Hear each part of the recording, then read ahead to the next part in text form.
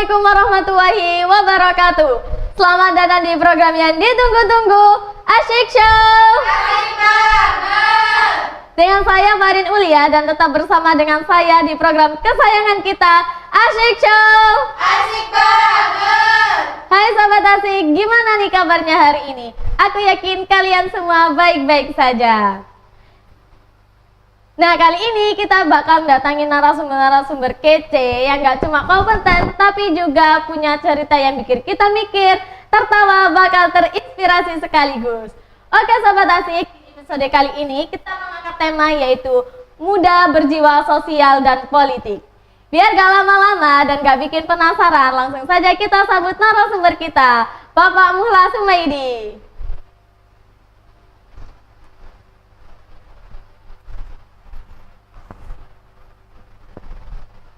Selamat pagi Pak, gimana kabarnya? Pagi, alhamdulillah baik. Alhamdulillah. Terima kasih ya Pak karena sudah menyempatkan waktunya buat datang di acara talk show. Iya, sama-sama. Kita semua tahu ya Pak, bahwasannya isu demokrasi yang ada di Indonesia ini udah marak dan udah diperbincangkan di mana-mana, bahkan hampir semua dunia tahu. Terus sebelum kita lebih dalam lagi, gimana sih perasaan Bapak saat melihat reaksi publik belakangan ini? Oke, terima kasih Mbak Farin waktunya. Saya sebelum menjawab, saya ingin bertanya dulu kepada Mbak Farin. Yang sampean tanyakan tentang isu-isu itu, isu tentang apa? Isu-isu demokrasi yang kemarin itu loh Pak, yang para rakyat demo tentang kebijakan Indonesia. Oh, oke. Jadi gini, jadi kemarin itu ada peristiwa yang lumayan menjadi perhatian publik, yaitu demo apa yang dilakukan oleh teman-teman ojol di depan gedung DPR yang sudah memakan korban itu. Di sana para demonstran menyampaikan aspirasinya, akan tetapi sangat disayangkan ketika aspirasi itu disampaikan ada beberapa insiden yang merenggut nyawa saudara kita, yaitu siapa namanya kemarin, siapa namanya? Aku juga Afan. lupa. Nah, melihat fenomena itu bahwa demokrasi di Indonesia ini mengalami beberapa masalah. Di antaranya adalah yang menyulut api kemarahan dari para masyarakat, kemarahan para teman-teman ojol, yaitu flexing dari para anggota dewan. Bukan semuanya di anggota dewan ya, tapi beberapa saja yang flexing, menunjukkan kemewahan, kemudian apa namanya ketika di rapat paripurna mereka berjoget seakan-akan menikmati apa yang sudah mereka dapatkan melalui anggota dewan itu, sehingga menyulut emosi dari sahabat-sahabat atau teman-teman yang ada di bawah. Nah, saya juga tidak sepakat dengan apa yang dilakukan oleh teman-teman, akan tetapi saya juga membenarkan karena saking marahnya melihat para, dalam tanda kutip, oknum-oknum anggota dewan tersebut. Seperti itu. Oke. Terus kesibukan kesehariannya Bapak yang menjadi perhatiannya Bapak itu apa ya? Kalau boleh tahu. Kesibukan dengan perhatian, kesibukan saya. Kesibukan yang diperhatikan Bapak maksudnya. Maksudnya? Maksudnya kayak ada satu kesibukan yang itu tuh harus Bapak lakuin terus gitu, konsisten. Oh, kesibukan saya hanya apa sih? Saya hanya ngopi dengan teman-teman, kemudian analisa-analisa isu-isu strategis atau isu-isu nasional, bagaimana peran-peran pemuda dalam menghadapi isu itu, sehingga apa pemuda ini punya peran penting dalam perubahan negara kita ini. Lalu di media sosial sekarang kan kalau kita cari apa-apa semua ada di media sosial gitu Ya. Pak ya. Lalu berita apa yang sering Bapak lihat di media sosial, yang sering Bapak cari gitu? Jadi saya ini bukan orang yang sosialita ya, bukan orang pegiat media sosial. Akan tetapi saya selalu mengikuti berita-berita atau isu-isu nasional. Nah, saya hanya memakai dua media sosial, satu WhatsApp sebagai media komunikasi dengan rekan kerja, dengan relasi-relasi yang ada. Kemudian yang kedua adalah Facebook. Kedua media ini saya pakai untuk melaksanakan atau melakukan kegiatan-kegiatan yang sifatnya satu sosial, yang kedua adalah bisnis. Saya nggak pakai media sosial hanya untuk saya kalau pamer kemewahan atau enggak. Maka ketika saya dapat informasi atau berita yang dalam tanda kutip itu masih belum bisa kita konsumsi secara baik, maka saya mencari sumber yang lebih akurat. Misal di televisi atau berita-berita yang sumbernya dari media yang jelas, bukan dari hanya sekedar hoax-hoax yang ada. Karena belakangan ini banyak dari kita itu yang terlalu mudah makan berita-berita hoax. Ya, itu sumbernya dari media sosial. Entah itu Facebook atau X atau TikTok atau yang lainnya. Nah, ini akan menjadi presiden buruk bagi kalangan pemuda. Nah, maka saya sebagai aktivis di organisasi kepemudaan itu punya sebuah wadah yang namanya Gerakan Pemuda Ansor. Itu di sana banyak sahabat-sahabat atau teman-teman yang di kala waktu senggang membahas isu-isu strategis itu. Bukan dari media sosial. Nah, dari analisa-analisa atau dari kajian atau wadah itu tadi baru kita siarkan melalui media sosial yang ada. Jadi kita tidak kemudian memakan berita itu mentah-mentah, tapi kita cari berita itu dari sumber yang jelas, seperti itu. Biasanya tuh hoax itu kan munculnya dari buzzer yang dibayar oleh orang. Betul. Terus kalau seumpama Bapak ini, seumpama ya Pak ya, Bapak itu dibayar sama orang dibayar buzzer sama orang buat videonya itu viral. Ya. Tentang yang buruk-buruk itu, Bapak mau menerima nggak kalau dikasih uang sogokan? Gini, selama ini kami dan sahabat-sahabat nggak pernah melakukan itu. Tapi saya pernah mendapat informasi yang valid A1 ini dari beberapa teman. Ada teman, bukan dari organisasi kita ya, ada dari teman yang mereka itu mengakui bahwasanya buzzer itu ada. Mereka dibayar satu akun sekian rupiah, sehingga kita tidak menafikan bahwasanya berita-berita hoax yang ada di media sosial ini karena ada aktor-aktor intelektual seperti itu. Oke. Nah, yang saya menanyakan tadi, apakah mau? Jelas saya menolak dengan tegas. Karena apa? Ini bagian dari pensesatan atau menyesatkan umat. Seperti itu.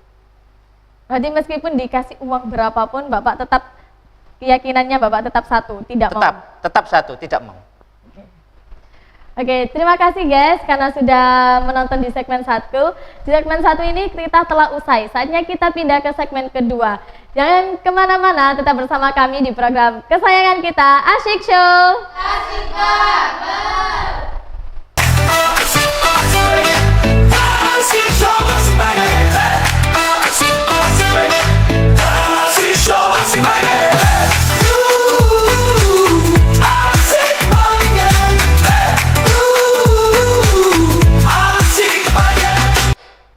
Hai Sobat Asik, terima kasih sudah stay di segmen kedua ini. Di segmen pertama kita sudah mengulas lebih sedikit tentang demo-demo, dan di segmen kedua ini kita akan mengulas seputar demo kemarin yang lebih dalam lagi. Oke Pak, menurut Bapak apa makna menjadi anak muda berjiwa sosial dan politik di era sekarang? Oke, terima kasih. Jadi kami ini bagian dari pemuda atau anak-anak muda Indonesia. Maka kita juga harus mempunyai peran strategis dalam membangun sebuah peradaban atau membangun sebuah negara. Nah, kenapa kita harus punya jiwa sosial dan punya jiwa politik? Kadang-kadang atau banyak dari kita yang mengartikan politik itu adalah politik kotor. Iya kan? Ya, banyak dari kita yang mengatakan bahwa politik kotor. Akan tetapi kita harus bisa meluruskan apa sih politik itu. Itu harus kita kaji dulu.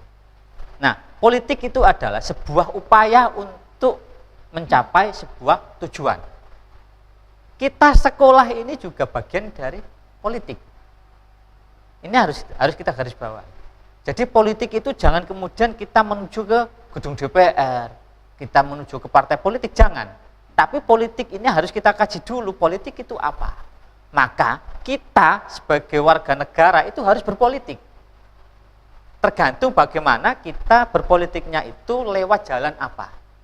Kita di jalur pendidikan, berarti kita berpolitik melalui jalur pendidikan, yaitu bagaimana kita bisa mencerdaskan anak bangsa. Nah, sosial berarti kita harus turun atau kita harus bisa bermanfaat untuk sesama. Maka saya tekankan lagi, saya sebagai aktivis, aktivis muda, berarti saya harus bisa bermanfaat terhadap sesama. Maka kita harus punya politik bagaimana kita ini tetap bisa bermanfaat di kalangan atau di semua umat atau semua manusia. Itu. Bapak punya pengalaman pribadi nggak tentang masalah politik sosial gitu? Pengalaman pribadi saya aktif di organisasi kepemudaan. Itu pengalaman pribadi saya. Jadi di sana banyak pendidikan, banyak ilmu yang didapat. Maka saya menitipkan atau berpesan pada teman-teman khususnya di Al-Hadi ini bahwasanya anak-anak harus aktif dan terlibat dalam berorganisasi. Jangan apatis. Artinya di organisasi ini banyak manfaat yang harus kita dapat. Misal di sekolah ada OSIS. Atau lagi yang biasanya kalau di kalangan Nahdliyin ada IPNU, IPPNU, kalangan pelajar. Maka ini harus kita manfaatkan secara betul. Banyak ilmu yang kita dapat dari sana. Sehingga di samping kita belajar tafakuh fiddin, di samping kita belajar bagaimana kita itu memperoleh ilmu agama di pondok pesantren, kita harus terlibat. Bagaimana kita ini bisa bermanfaat untuk orang lain. Seperti itu. Terus bagaimana Bapak melihat hubungan antara media sosial dengan penyelenggaraan demo yang ada di Indonesia untuk saat ini? Saya kalau menanggapi media sosial ini kita tidak bisa membendung media sosial yang sudah sedemikian rupa. Makanya saya memilih untuk parkir dalam bermain media sosial.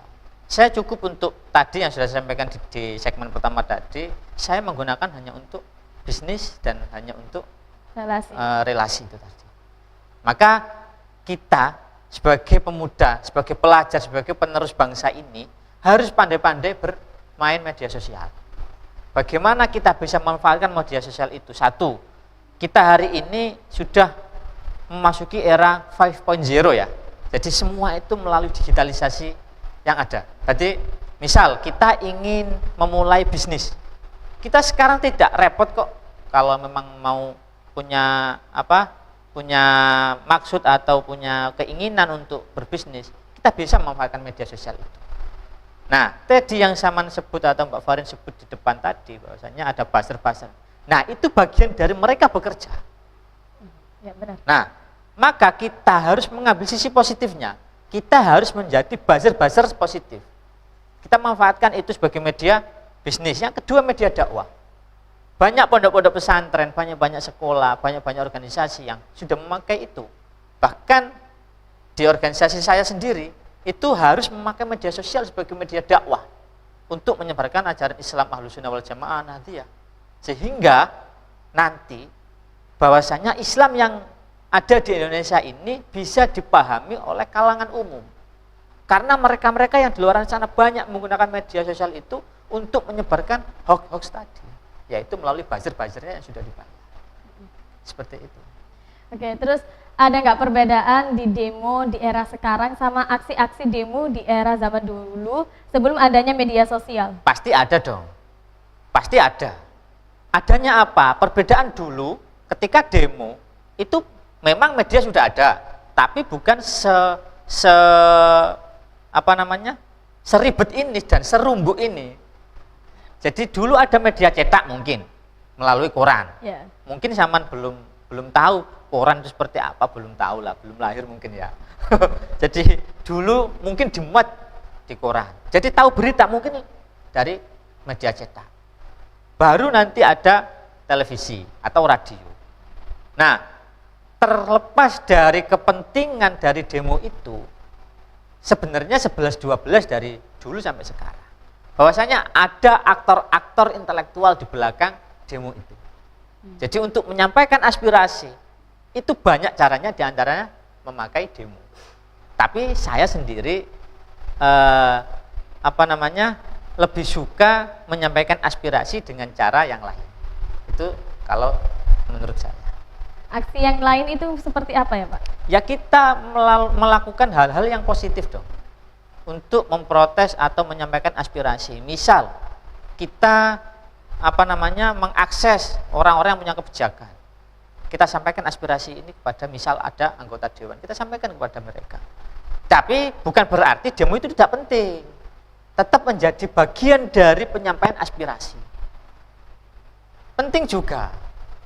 Karena kalau tidak ada demo, lah yo enak-enakan wae. Kan gitu. Seperti itu. Oke.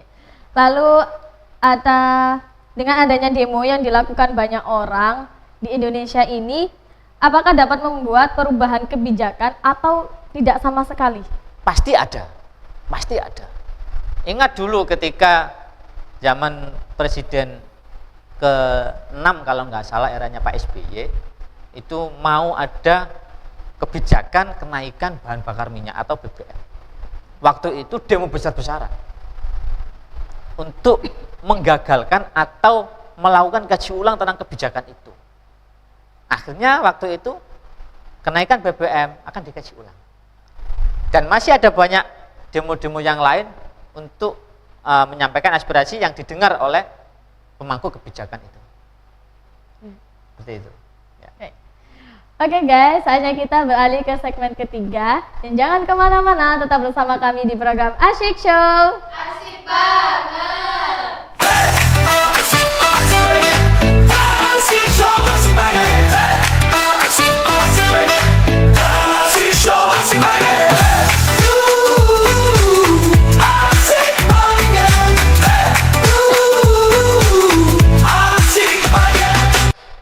Hai Sobat Asik, terima kasih telah stay di segmen ketiga ini. Langsung saja kita bahas di segmen ketiga, yaitu mengenai berita yang lagi viral atau yang hot. Pak, di berita yang lagi viral ini kan ada sebuah bangunan pembelajaran yang lagi roboh gitu ya Pak. Kira-kira menurut Bapak insiden ini lebih banyak faktor kelalaian atau faktor karena kurangnya dana? Kita sebelumnya kami juga berbelasungkawa dan berduka atas kejadian robohnya sebuah pondok pesantren tertua yang ada di Jawa Timur, tepatnya pondok pesantren Al-Khazini yang ada di Buduran, Sidoarjo. Semoga ini menjadi pembelajaran bagi kita. Nah, saya pribadi nggak berani mengomentari ini kelalaian atau ini kurangnya dana. Saya nggak berani. Artinya ini semua kejadian itu sama sekali tidak diinginkan oleh pengasuh, bahkan tidak diinginkan oleh siapapun. Akan tetapi semua pasti ada sebab, entah itu kelalaian atau apa, tapi ini bukan wilayah saya untuk mengomentari itu. Oke. Seperti itu. Terus gimana cara Bapak agar kejadian itu tidak terjadi di kemudian hari? Oke, jadi kita juga kemarin mengikuti perkembangan evakuasi para korban, para santri yang menjadi korban robohnya itu. Nah, ketika ada musibah itu, baser-baser netizen-netizen yang tidak suka dengan pondok pesantren itu menghantam habis. Bagaimana menyorot pengasuh, menyalahkan pengasuh, menyalahkan pengelola, sampai-sampai pengasuh dituding korupsi dana ini, dana itu. Padahal Saman tahu sendiri, kita ini anak pesantren, tahu bagaimana perkembangan atau kegiatan yang ada di pesantren atau di pondok. Enggak mungkin sosok kiai yang notabene mendidik para santri yang begitu banyak yang ada di Al-Khazini kemudian mengambil keuntungan dari santri itu. Toh yang dibayarkan oleh santri itu berapa? Kecil banget dibandingkan dengan perguruan tinggi yang ada. Coba saya melihat perguruan tinggi yang bonafit atau perguruan tinggi yang levelnya di grade A. UKT-nya semester berapa? Ada yang 8 juta, ya kan? Ada yang 7 juta itu semester.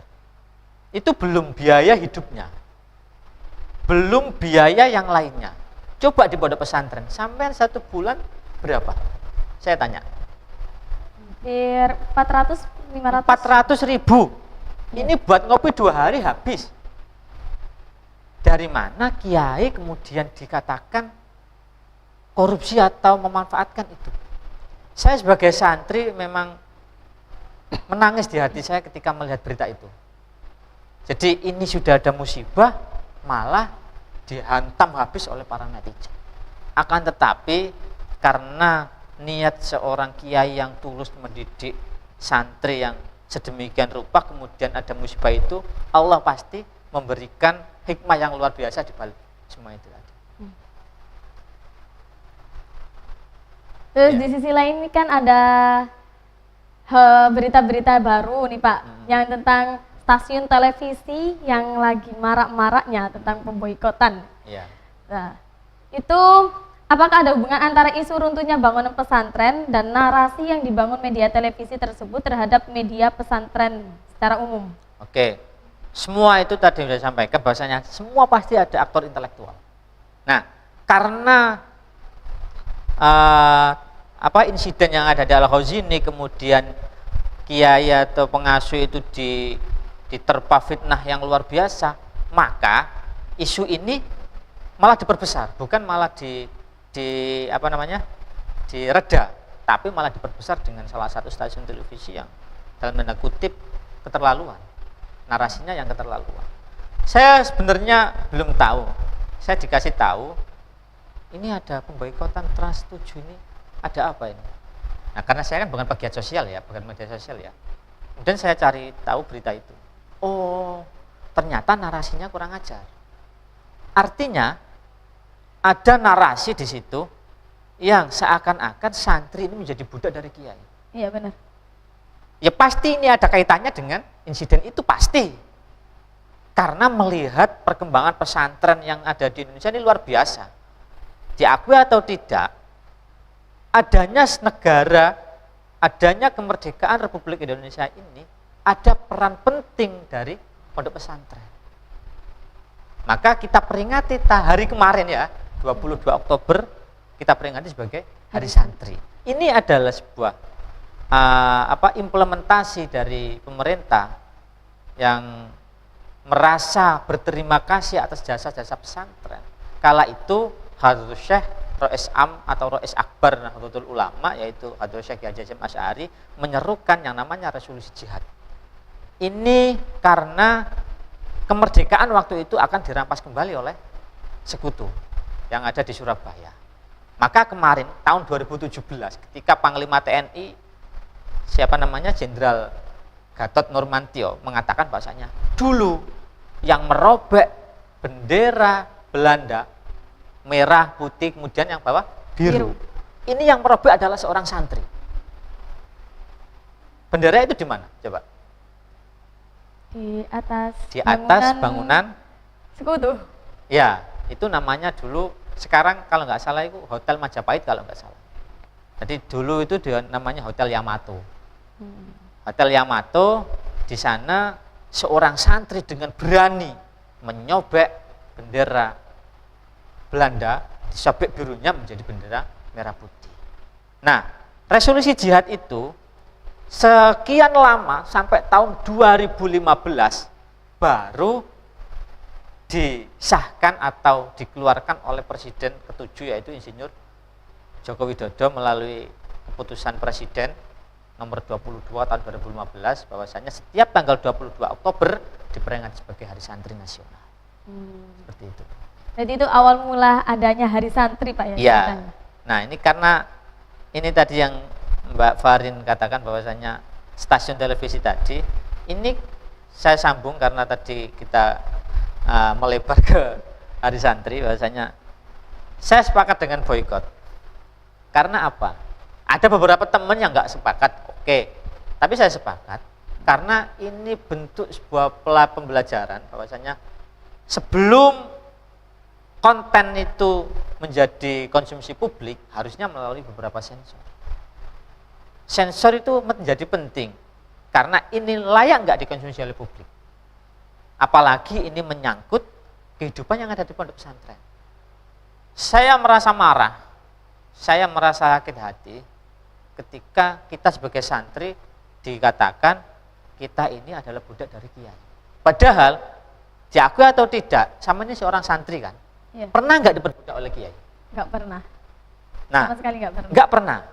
Nah, video yang dinarasikan seperti itu ada Roan ya, namanya Roan ya. Dulu Roan itu malah menjadi favorit dari santri. Artinya, ini menjadi momentum yang menggembirakan karena kan ngajinya lumayan diperpendek, akhirnya kita Roan. Ini tidak ada eksploitasi, tidak ada perbudakan. Ini murni ikhlas kita menjadi santri untuk membantu bagaimana pesantren ini bisa berkembang.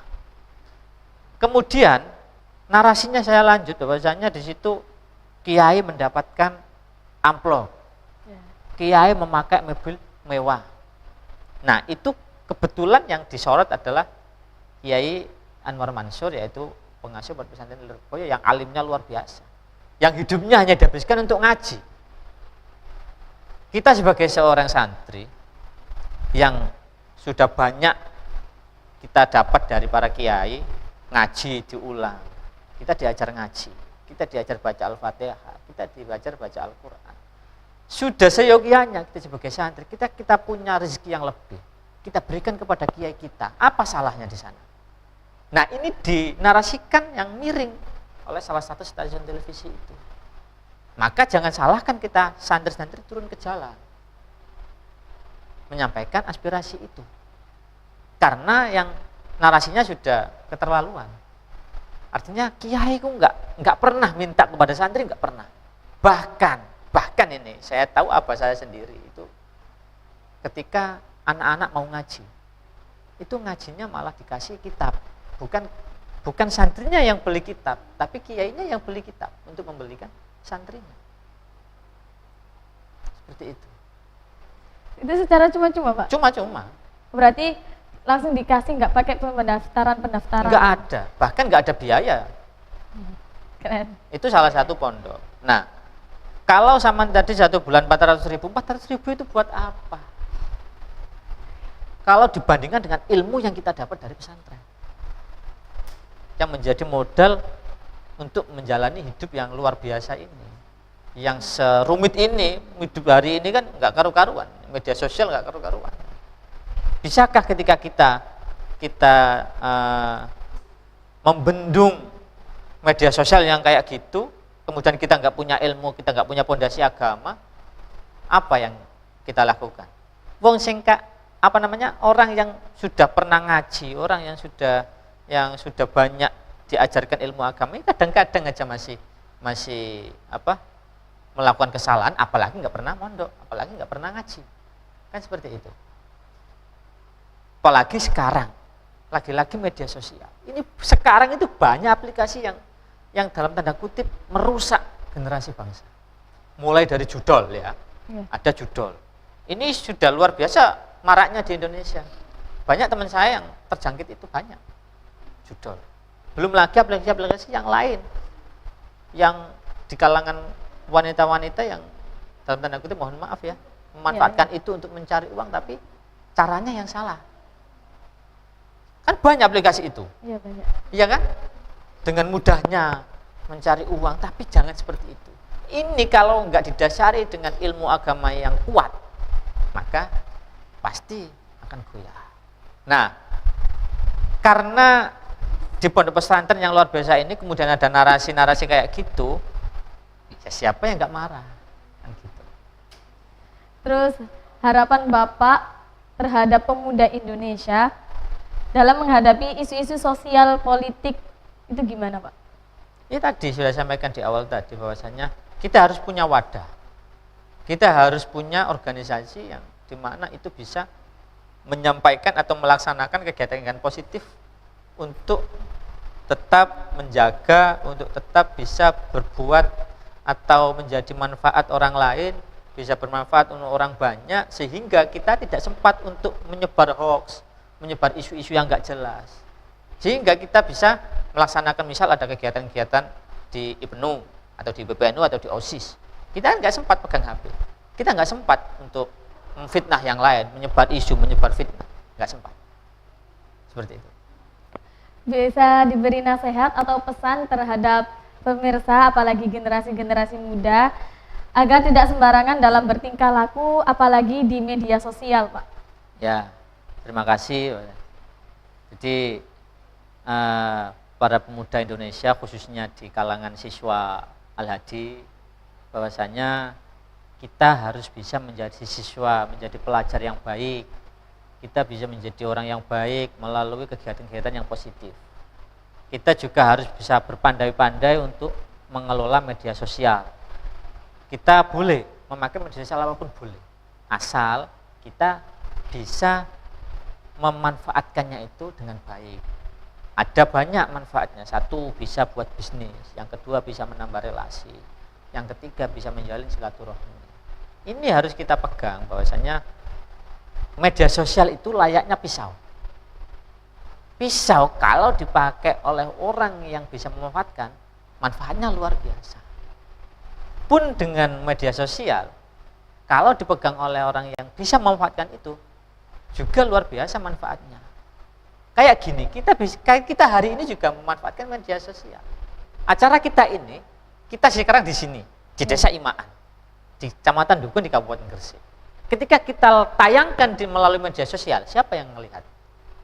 Seluruh dunia bisa melihat.